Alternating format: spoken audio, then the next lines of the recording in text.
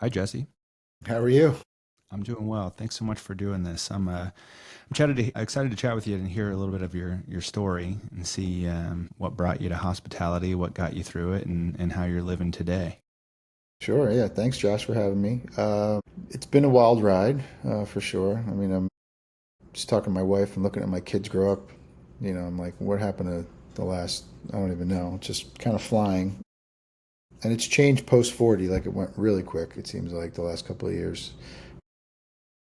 But I'm definitely blessed. I have always loved cooking and being in the kitchen and touching food and playing with food.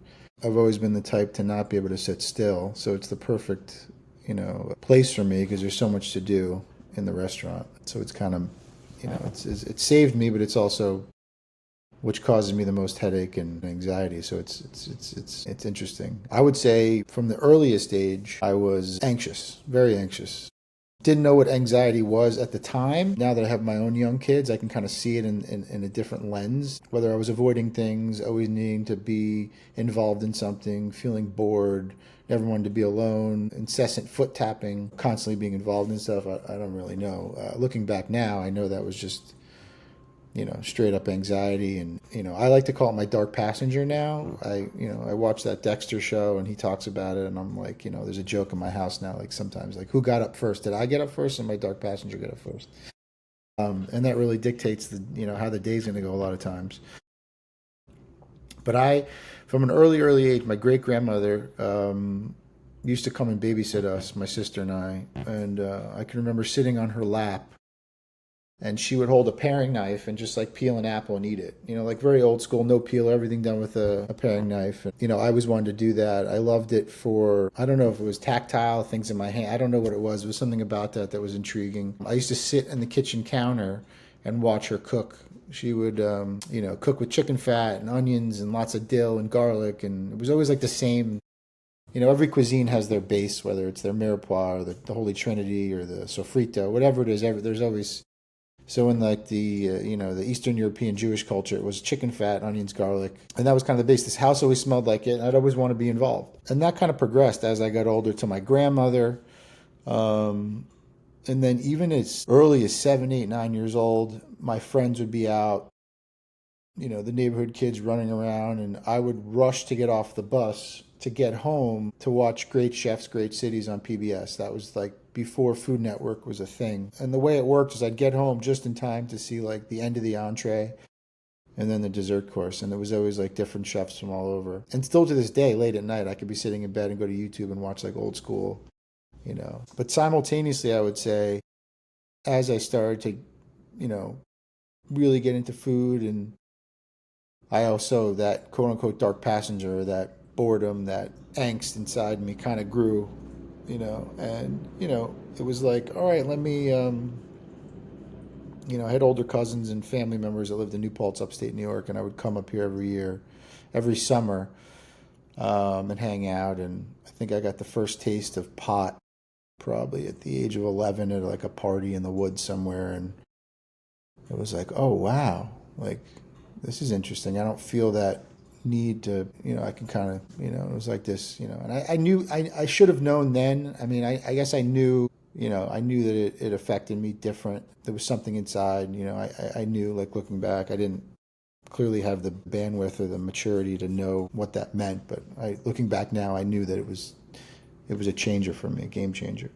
So it was kind of like this path, these parallels of like finding that self-medicating, that freedom I felt that from anxiety and whatnot, and also following that culinary trajectory. And again, I don't even know what that was, but it was, my dad used to tell people like I had olive oil in my blood. Like I literally was like always wanting to be in the kitchen. Fast forward a little bit, I'm 10, 11, 12 years old. Now I'm smoking pot habitually. I'm in the kitchen every night in my parents' house, making things and creating things and, experimenting. And again, it would be the holiday times and my friends would be like, oh, I'm getting a fishing rod or I'm getting this or I'm getting that. And I'd be like, Mom, I want a KitchenAid. And she's like, what? I'm like, I wanted this, I wanted that. And I would have like just going to the mall and going through like the little knickknack, whisk, spatula section I'd be excited, and I'd want to come home and do something with it. I'd want knives, and I remember reading Jacques Pepin's La Technique and like literally following it, and having the Food Lover's Companion behind my toilet every morning when I took a shit to read and learn about who knows what. And eventually I got a book called La Technique. I would go on, this was before Amazon, so I'd go to Barnes and Noble or whatever bookstores, brick and mortars were around, and scour these culinary sections. And eventually the addiction took hold. So as it is, it's cunning, baffling, powerful. We know that it was stronger than me. And eventually the pot stopped working. I remember one day I was in my parents' bathroom and they were away, and I was dating a girl at the time, and I remember like sitting on the floor, and like I remember I'm like, oh my, like it's not working anymore. Like that anxiety or whatever that was that I was kind of trying to medicate from was stronger than the pot could handle. And I remember smoking pot and feeling like not at ease anymore. And it scared the shit out of me. So I was like, oh, what can I do? And I remember my sister around that time got her wisdom teeth pulled. She was in her bed and she was all, so I was probably 16. She was probably 18, or maybe I was 15 and she was 17. I don't know. She's a couple years older than me. And she was in her room, and next to her nightstand was like a prescription bottle. And I couldn't tell you what was in it. Vicodin, Percocet, I'm not sure. And she's like, I can't take those. I'm so sick, So like she was sleeping, and I took the pill bottle and swallowed one of the pills.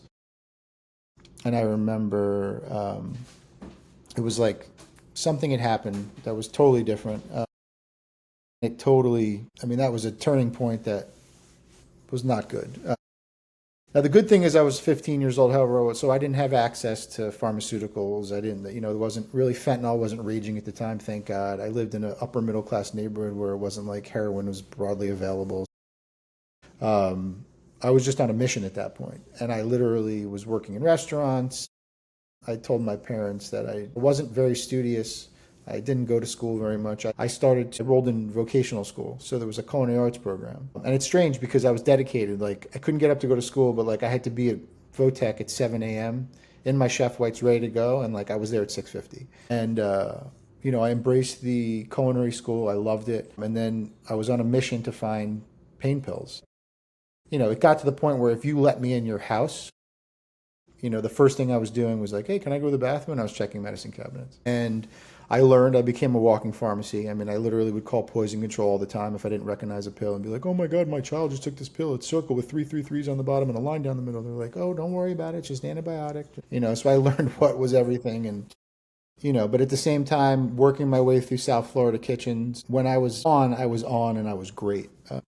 I remember looking up to, I was 16 years old and working in, fast-paced restaurants and fine dining in the 90s in South Florida. It was like, they called them the Mango Gang. It was like a handful of chefs. And that was really when like Floridian cuisine or Nouvelle cuisine started to kind of break out. Like New York City was more French-driven, and you saw like mangoes and duck and fried plantains and a lot of salsas and this like Latin cuisine with the Caribbean flavors, and it was very cool. And I look back now and I look at South Florida, and it hasn't really progressed. It was the late 90s. It really kind of blew up.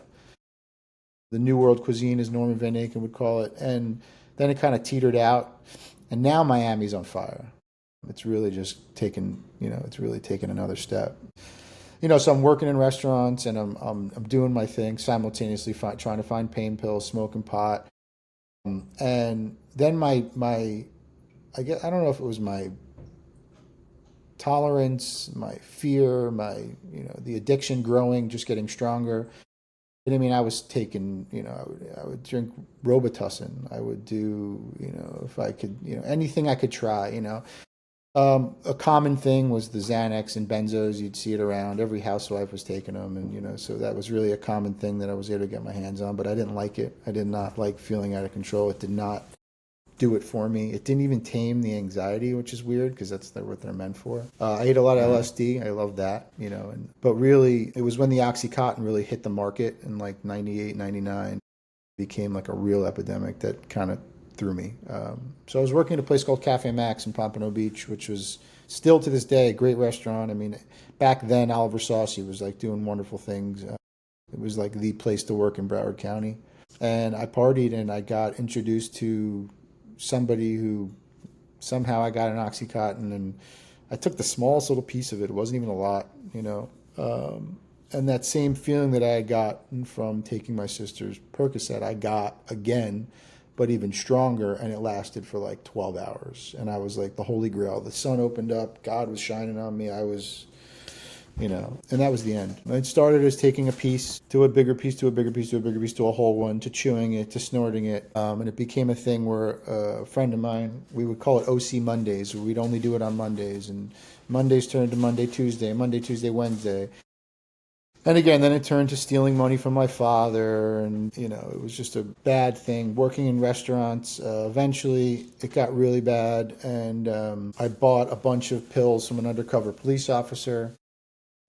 I mean, I remember getting pulled out of a truck and shotguns to my face and dragged on the street, and you know, I'm literally like, man, I'm just a drug addict. And I came up with this whole con that I was selling them, and I didn't even know what the hell was happening. But that was the beginning of the end for me. My parents, obviously, I had to kind of divulge what was going on. They knew something was wrong because my dad would tell me, he'd come in our room at night when I was sleeping, and he'd see I was in a full sweat and shaking, and I was detoxing because I was constantly chasing, you know. So eventually so I got arrested, and this was a big crime. You know, I'm a convicted felon from that moment. And they got me with attempted trafficking in narcotics. And the lawyer was like, get your ass to rehab, stay there, get your shit together. Let me deal with the courts. You do what's right. But I had no desire to stop. I mean, I was literally, my parents, again, I've been to rehab numerous times. The first time was the fancy one. And then little by slowly, they got less expensive. Before you know it, I was in a state-run facility. But getting drugs in the jail, I mean, in the facility. But again, always working.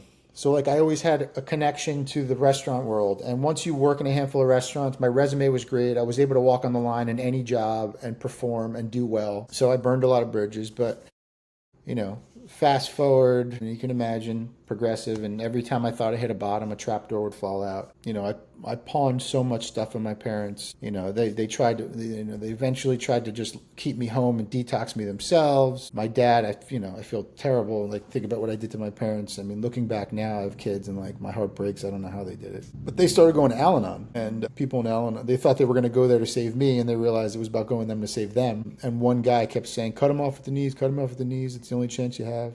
And they didn't understand that. But my dad intellectually finally got it, and my mom finally got it. And I remember one day I came into my dad's room, and I said, I'm going to go take a walk. And I had a handful I think I had my mom's Rolex in my pocket, and I was planning on walking to the pawn shop and doing the whole thing. And he was laying down, he looked over at me, he said, in my heart, I can never cut you off, but in my mind, I will. Don't fuck with me. And I didn't take it as a, you know, and I left doing my thing, and I ended up, you know, he used to drop me off at NA meetings, and I would literally run across the pawn shop, hawk something that I found in their house, and then meet the dope man, and then go back. He'd pick me up, and I'd come up with these extravagant lies how great the meeting was, and I wasn't in them, you know. And I'd wait till they go to bed, and I remember chain smoking and falling asleep and nodding on their patio, and you know, it was crazy. It was totally crazy. And my dad found the pawn receipt, and he threw me out of his house. He looked at me, he said, get the fuck out of here. And he cried, and I didn't care. I literally walked out with a handful of my mom's jewelry and walked down the street, and he's crying and said, just go to Broward General, get yourself some help. And that was I want to say it was like April of 2000, something like that. I can't really remember the time, but I didn't see or speak to my parents for close to 2 years after that.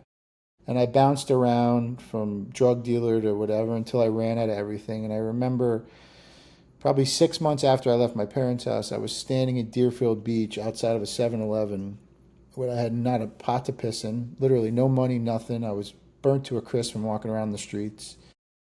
And I went to the payphone, and I called a girl I used to date who lived there. I was hoping that I would, you know, and she's like, I can't help you, you're a junkie. And she hung up on me. And I remember standing there, I had no one to call. I burned every bridge. And I literally just sat next to the bums that were drinking, and I was like, so where do you guys sleep? Like, what do you do? And they were just like, we go here, we go there. And, you know, I remember that was the first night I slept on the streets. And I did that probably for, you know, a year and a half, you know, and I was shooting drugs, I was shooting cocaine, I was smoking crack, you think about, I don't need to go into it, but you can, all the darkest places you can imagine and things you could do when you're a desperate drug addict, I did it.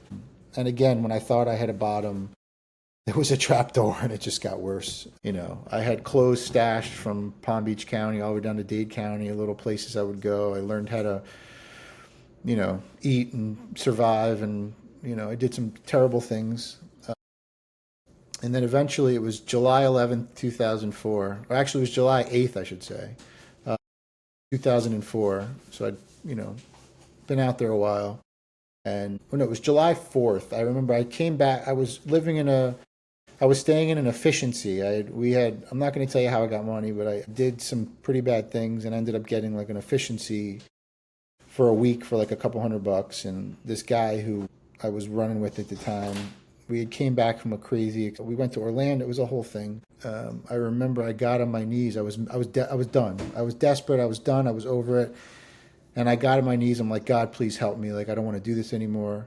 And this was around July 4th. I can't remember exactly when the day was. And I remember because my parents said to me I was in rehab through the state like a year earlier, and my parents found out I was there through a friend, and they wrote a letter to me from them. My whole family signed, like, if you're gonna choose drugs or family, if you choose drugs, do not reach out to any of us. And I respected them. I didn't want to destroy their world. Weird. I have a lot of integrity for being a drug addict, and I had, in that moment, in that hotel room, after smoking crack all night and being dope sick and abscesses in my arms, I mean, I was bad. And I remember crying to myself. I didn't want to do it anymore. And I picked up the phone to call my house, my parents, because I respected. But at that point, I was like, no, I'm done, really, please. And I called them. My mom answered the phone. She heard my voice and she hung up. So I called back again. My dad picked up and he said, go to the hospital, and hung up. And then I really cried. I was like, oh, man. So that was July 5th, 6th, 7th. I'm not sure when. So I had to continue doing what I was doing. So I would, I would go into neighborhoods, and I think I pulled an AC unit out of a window from somewhere, and I was walking with it to hawk it for $20. I got in a fight. I got jumped by some people in a bad neighborhood, and my glasses. It was all terrible. And I remember walking out of. It was actually Martin Luther King Boulevard. I was walking out, and it was probably 11, 12 at night. And I remember the police driving by. Whoop whoop. Now, I had a warrant for my arrest because I was on probation from the original arrest, and I hadn't shown up in God knows how long. And I saw this as my opportunity. So instead of hiding in the woods or the bushes like I would have in the past, I mean, I've hid in bushes for a day at a time until I just sat on the curb outside of a mobile station. And the cop came up. He's like, what are you doing in this neighborhood? I was like, what the fuck do you think I'm doing in this neighborhood? And he's like, what's your name? And I gave him my real name, and I said, there's definitely a warrant. And I remember getting cuffed and putting in the back of the car and smiling. And the cop looked in the rearview mirror, like, what are you smiling at? And I said, I'm going to get my life back, And I had no idea what was going to happen. I mean, I was prepared to do time. I didn't know, and at that point, there was a rock station. I forget the station, Zeta or something. And it was, I saw it, and I asked him to put it up, and it was Pearl Jam's I'm Alive was playing.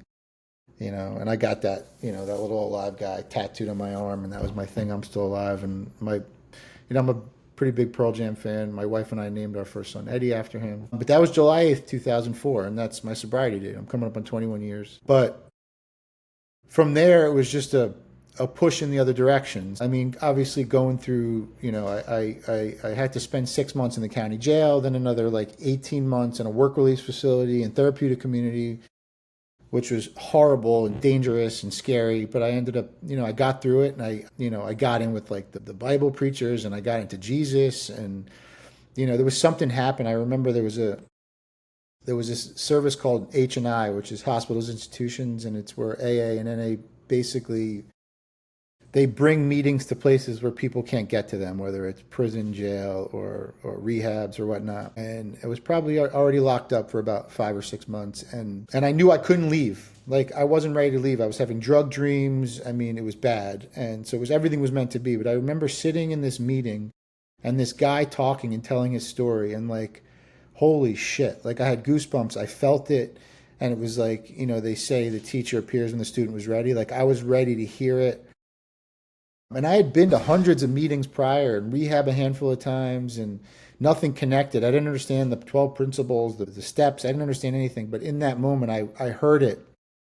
and it clicked with me, and something clicked, and higher power, call it what you call it.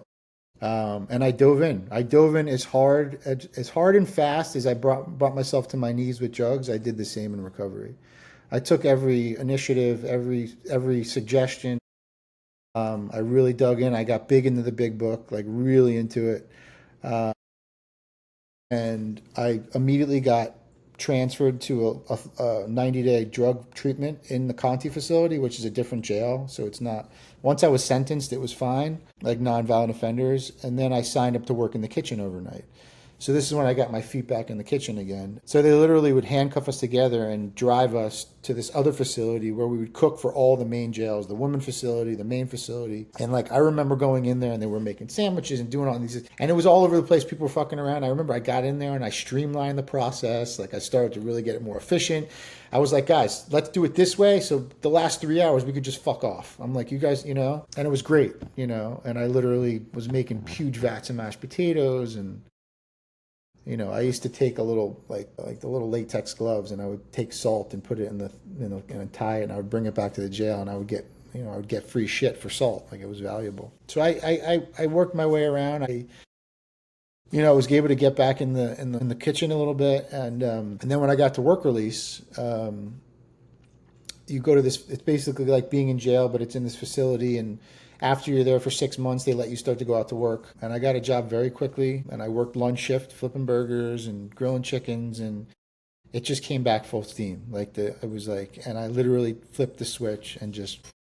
So I was working every day in the kitchen, and then I was going to meetings at night, and that was it. I didn't turn back. So I started, once I got released, there was a moment where I was working with a therapist, and I reunited with my parents and my sister. And that was an emotional time. But I didn't talk. I just showed, I just did what I needed to do. And again, I worked my way through this company, this restaurant group. I started as a line cook, and I ended up being an opening sous chef for their new restaurant in Miami. And then from Miami, I was literally buying cookbooks. This is when Amazon was out. So I would just buy cookbooks every week, and I was just reading and cooking and trying. I came to New York because my sister had moved up here, and I came to visit her, and I stayed with her, and I went to eat at, all these restaurants, and I was like, oh my God, I was exposed to so much, and I would literally like knock on chef's doors and be like, I'll work for free, let me work. I worked for John George for a week for free. I went to Per Se and worked for free, Le Bernardin. And then Gordon Ramsay was opening a restaurant at the London Hotel, and I had been following him. So my parents were like, we're going up for my sister's birthday. I was like, can we make a reservation at this restaurant? He just opened. And they're like, sure. My parents had never eaten Michelin star restaurant. Like it wasn't, and like everyone, just the service and the dining room and the food. And it was just, we were all just blown away. So I was leaving that night, and I looked at the general manager. I said, here's my email. I would love to work here. And he took my email, and I'm getting on the plane the next day. And I get it, whether an email or a phone call, I forget what happened. And it was the sous chef saying, hey, Jesse, can you come do a stage? And I'm like, well, I'm on my way back to Florida now. I got to tell my boss, but I'll come back as soon as I can. He's like, yeah, just let me know. So I go back. I go to my boss, hey, Gordon Ramsay's restaurant. They're like, go. They were very supportive of me. And I went to, like the next week, I went and I trailed there. And I spent the whole day, and they told me the next day to come back and sit in the dining room. They were going to feed me. So I was like, oh, they're either thanking me and you're not got the job, or maybe I'm. So the chef came and was like, when can you start? And I was like, fuck, 2 weeks. I got to tell my boss. So I moved to New York. I worked at Gordon Ramsay. I learned a lot. I met a lot of people. I was in awe about everything. I met Christina Lee, who is a pastry chef. She was working at Per Se at the time for Thomas Keller. And this guy, Brian, who owns a coffee shop in Harlem where I was living. I was living on my sister's couch. And the three of us got together and we're like, let's open the supper club. And we started doing these dinners in his bakery after hours in Harlem, like these multi-course dinners. And we called it Reset. And one thing led to another, and we got a lot of press, and it was really cool. I reconnected with a girl that I knew in middle school, high school, who is now my wife. She came out and she moved in with me, and we started, we turned Reset into a supper club, and ended up being I went to a family friend of mine to raise money to open a restaurant. And I mean, my wife was working, or my girlfriend at the time was working. She had a day job. I had Reset Private Dining. I was private chefing for a rich guy in Jersey. I was doing pop-ups in my sister's salon. I was doing so much. I would leave the house in the morning and come, like again, it was that same tenacity as like, and, lucky enough, I was able to put a few $100,000 together. People took bets on me, and I signed a lease when I was 27 on West 12th and Greenwich Street, and we opened up Reset in January. Or no, we opened up Reset, I think in November or December or January, and then we were cooking, and then Sam Sifton came in from the New York Times and wrote a fucking glowing 2-star reviews in March of 2010, and that was it. That was it. Reset was booked to the nines. All the press came in, the Forbes, the best young chef, the 30 under 30, all the accolades, New York Magazine. I went on Iron Chef and won, which was pretty cool. Yeah, and it's interesting because my perception of the business had changed completely now being sober. And I think a lot of my experience in life, whether it was being homeless, being incarcerated, dealing with, I learned very early on that like the human spirit is really unbreakable. And I think you don't know what you're capable of until you're pushed. So it was very easy for me to go, go, go, go, go. And I think I upset a lot of people on the way, friends, family, people, not because I was rude, but just because I guess my expectations were through the roof because I knew what I was capable of. So I assumed other people were. So it took me, I still probably am not great. I think people would say that I'm, but I think I've came a long way. I've softened a lot. But yeah, I've sacrificed a lot. So like my addiction is almost switched. Now I'm a workaholic. We opened the Gander in 2014 after Reset. So that was a huge restaurant on 18th Street. My son Eddie was born when Reset was open. My daughter Liv was born after the Gander opened. And we did the city thing for almost 10 years. And a regular of mine from Reset reached out to me in 2015 and said his sister bought a building in Oyster Bay and she would love to open a restaurant there. Would I talk to her? I didn't know where that was. I was busy at the time. It started as a consulting deal, but fast forward, now I'm in Oyster Bay with 6 restaurants, and 3 children, but still dealing with my dark passenger on a daily basis, and it's similar because I remember that moment when pot didn't work, and then I'm almost at the point now where my work doesn't work anymore. I took a hiatus from going to meetings. I think I took my will back and started to be a little ungrateful. And I got hit with crazy hypochondriasis. There was periods of time where like, I think I'm going to die. I have a headache. I have a brain tumor. I brought myself to the edge of sanity so much. But I'm so grateful where I am today. I've had an amazing wife who's been by my side the whole time through all the moments. And she's able to look at me now and know where I'm at. And she doesn't even have to, I don't have to tell her, I recently started going back to meetings and I recently stopped again.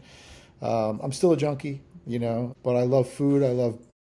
I love working, I really do. I think I'm blessed that I am able to do something and that my life is what it is because it's not a job. It's not my career. Like I wake up and I work all the time and I love what I do, like I really, like to, it's never been about the money. It's always being about opening great places and employing people and giving back and the hospitality part. And it's also a way to self-medicate. I can't lie about that. But I'm feeding people and making people happy, so it's a win, right? But again, there's been sacrifice. I don't see my children as much as I'd like to. I definitely suffer from OCD, and I think it's all kind of tied in with the addiction and the workaholism, and finding balance is tough. But I wrote it in my book. I did publish a book in 2014 called All or Nothing, and it gets more into detail of what I just basically summed up in the last 30 minutes. Life is strange and it takes you, different places and, everything's been just almost one connection to the next, like I've really learned that everything happens for a reason. And when I stop trying to drive the bus and I sit in the passenger seat and just do the next right thing, like things appear, and every coincidence and every scenario, like I've learned to just accept it for what it is. And when I lean into it and my acceptance is there, my serenity is there even stronger. It's when I try to fight it or like control it that it ends up coming out sideways, you know. But I truthfully, again, from a business standpoint, sobriety is not the greatest for my business. For me, it's great, clearly, but from a consumer standpoint, the money's and the margins are in the booze. And I've seen a decline in alcohol consumption over the last couple of years, which is interesting. And I think if that's people wanting to get healthier, I respect it, and I like it a lot. In our group as a whole, we've gone away from seed oils and processed stuff. I mean, I was never about processed stuff, but we're very much into whole foods and using beef tallow and avocado oil, and I feel better when I eat better, and I want to give that to people. So it's been a wild ride, but yeah, I'm grateful. Hopefully I didn't take up too much time, and No, I thought that was amazing. I mean, it's truly like a Lazarus story. It's rare you kind of hear somebody go in that depth and then pull themselves out of it. yeah, it was tough. I mean, I think about it, it was hard, but I stay sober a day at a time, and I count my stars, and that's all I can do. It really does seem like you're somebody who kind of lives in the present for better or worse. It kind of seems like it's maybe a privilege and a burden at times to do so. Would Yeah. you categorize that as yourself? Because, even in hearing your story, it doesn't seem like you spent too much time looking toward the future. And even now, it doesn't seem like you only live in the past of what you grew from. You know what? It's interesting. I I wouldn't consider myself someone who lives in the moment. I think I live in the present, but my brain is always going. Does that make sense? So I'm not necessarily thinking about the future. I'm not one to harp on the past either. Like, I'm not a depressive type. I think I'm more fearful, but I don't, I'm in my head more than I'm not. And I think that I'm the happiest when I'm out of my head. Like that saying, like, I'm going out of my mind. Like, no, you're actually going in your mind, because if you're out of your mind, you'd be more at peace. So I think I spent too much time in my mind, but I would agree that I'm definitely in the present. Like I'm here where my feet are. I think that's how I'm able to compartmentalize and take on as much as I can without kind of getting crushed from the pressure. How does it feel being a parent? Do you think that you would do anything different than what your parents did for you? It's a good question.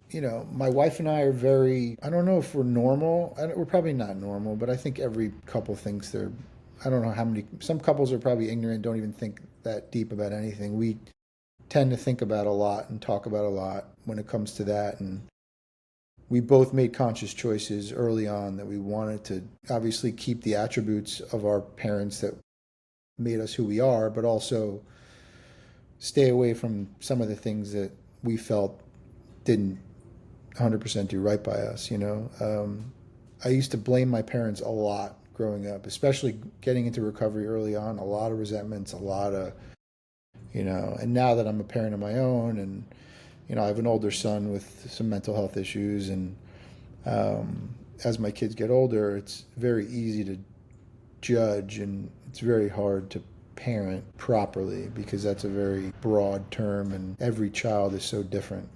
But yeah, no, we are conscious of doing things differently. I think my sister and I were very much indulged. I mean, and it was not, my parents' motive wasn't to spoil us, it was to keep us happy. And I think I know, from my own experience and just from life and employing a lot of children and seeing what the world is today, like, I'm not really interested in my kids' happiness. I'm just interested that they're functioning members of society. I'm interested that they're ready for the world, because the world is a big place, and the world does not give a shit about our kids. And I think this message that kids are special and they're all this and you can get anything you want, and like, I think there's going to be a shift at some point. I think currently it's engraved in our culture, from parents trying to be their kids' friends, and the education system adopting it, and even the political landscape to some extent, where you can just kind of get away with things and not have to be accountable. And I'm not a fan of that. And I'm not coming from a political place at all. I'm just sheer morale. Just there's people that go out and they work and they get what they get because they work for it, and there's kids that and I think it's hard. I think COVID was hard. My youngest son, he barely was at school and around anybody, and he's also the third kid, so like, dealing with him and dealing with that, it's a fine line. And being an absentee parent and my wife feeling like she's a single parent a lot, it's hard.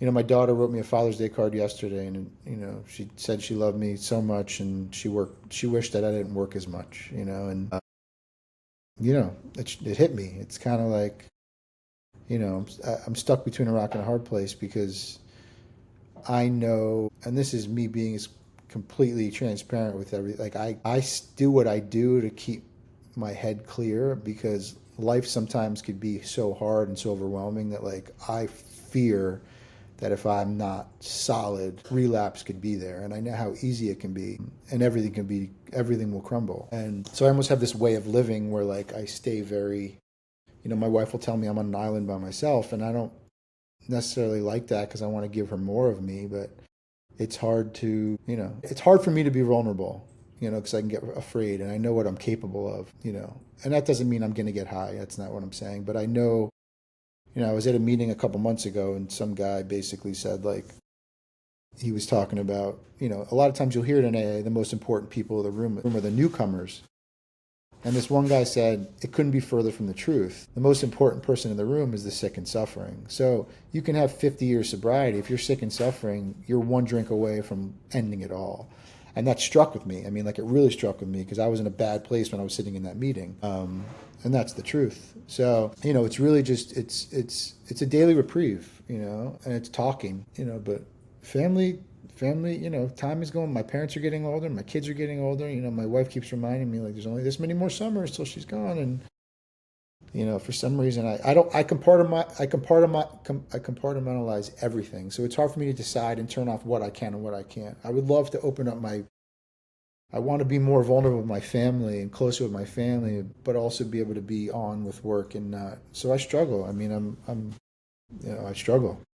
What vulnerability did it take to write the book? Ooh, the book. The book is interesting. So an investor of mine, a friend of mine at the time, connected me with his book agent. Or no, connected me with a weight loss person. So I've always been overweight. I haven't always been overweight. I eat. I have a big belly. If you saw me from the back, you'd think I'm fit. But I think I went to my son's first birthday annual checkup, and I was 30 at the time, and I got on the scale in the doctor's office. I was like, holy shit, I'm 260. And I didn't realize, like, and then I'm like, no, I'm obese. That's obese. I'm 5'10". I should be like 190 pounds. And I shared that with a friend of mine, somebody who was like, oh, let me connect you with this doctor. He's a nutritionist, but he helps people lose weight. So I connected with that guy and ended up losing 60 pounds. It was great working with him. He had a bunch of best-selling books for weight loss. So he said, you're a chef, you're a little celebrity, you got these restaurants in New York, blah, blah, blah. Maybe you can meet her. So I met this woman, Celeste, who's my literary agent, and we were going to do a cookbook. Like that was the thought. As she got to know me and we started talking, she's like, holy shit, like you should write a book. Would you mind if I pitched your story to some publishers? I thought nothing of it. I said, sure. Before you know it, I have offers from HarperCollins and this one, and it ended up being something that kind of took a life of its own. Again, I talked about things just happening. Things just happen. I'm in Oyster Bay, the restaurant, like I have not forced anything. Things kind of just happen. So talk about vulnerable. When I had to commit to the book, or once I learned about it, I needed to decide if I wanted to, because they were basically saying, if you're going to write this book, like you need to write this book. It can't be, sugar coated. And, the funny thing is it was 1,000 pages and it was way more intense, and it was kind of turned into this watered down 230-page version, which is great. I had to hire some people. They call it a book doctor and things to make it, my spoken word turn into something that was legible, because I'm clearly not a writer. And if you read it, it sounds like me talking, which is funny. And still I laugh when randomly people send me reviews of the book and people are mocking my literary skills. An author, clearly. But no, it was hard. There were parts, that were, like growing up, my feelings about like my family and how I felt anxiety and, and then some of the things I did when I was out there. You definitely have some shame about some stuff, and and thinking about people judging me and my kids reading it in the future.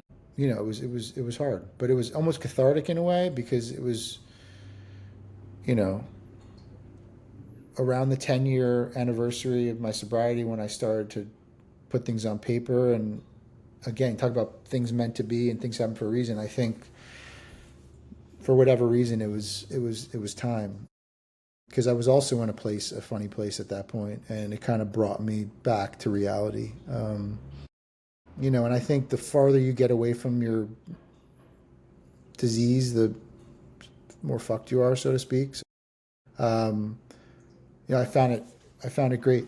But again, I'm not at this point in my life. There's nothing, like if I have my sobriety a day at a time and I'm doing what's right, like you know, nothing can affect me. I think that goes with anybody. I think it's like talk about the big book of AA, like it's such a like I feel like anybody should read it by their bed and like apply the principles because it's so true in so many ways. But yeah, it was hard to write the book, and it was hard to read people or see people that read it that I knew. I think I lost some people, some whether call it customers. I think some people they rub the wrong way, but I feel like all the people that I've helped. I mean, I still to this day get emails and letters from people in jail and institutions around the country thanking me. I've been blessed to be able to go and speak around the country at different places to give back and help. I know the book is in every rehab across the country. Like it's every day I'm helping somebody, and there's nothing more powerful in recovery than helping another addict. So it's worth it. What do you love about yourself? What do I love about myself? What do I love about? I don't know. Well, sometimes I have a bit of imposter syndrome, so I don't know. I don't know. I don't know. My wife would laugh because she'd be like, he loves himself. He'd have a list of things to say. I don't know. I love the desire that I have. I love that I know that when I set my mind to something, I do it. Like I tell my kids all the time, I said, this world's not going to give you anything. Like anything you want, you got to go get it. And anything that I've wanted in this life, I went and I got it. So I think that's a quality about myself that I could be proud of. I know that I would do anything for my family. I know that I would do anything for the people that I love that are close to me. I think it's hard to get into my nook, but when you get into my nook, I'm extremely loyal. Yeah, I just, I love my dedication to my craft. Thanks, Jesse. What do you love about yourself, Josh? You're one of few people that spin that back around on me. And I like the question because I feel like my answer changes. And I think it's a good thing that my answer changes.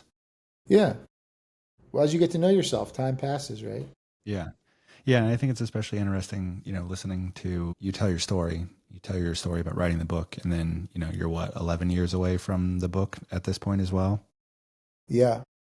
Yeah. It's interesting doing these kind of like milestone check ins on things. And I think today, because we are a day after Father's Day and I have a son now as well, even this conversation is making me kind of like change my answer in what I love, and that I love that I have given myself the attention to pour into myself what I didn't have to make me better, to now be able to pass on to somebody like Arthur, my son.